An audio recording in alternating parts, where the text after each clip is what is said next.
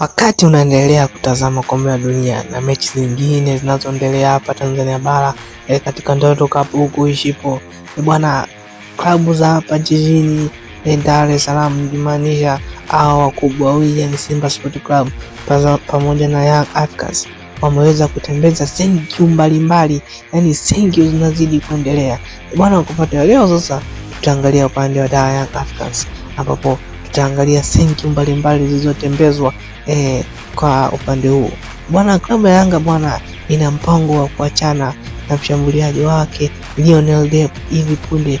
Pia klabu ya Yanga bwana inapanga kuachana na mchezaji wake Prince Mupembelo Dumbe na kuahidi kusajili striker mpya ambaye atakuwa analeta tija katika timu yao.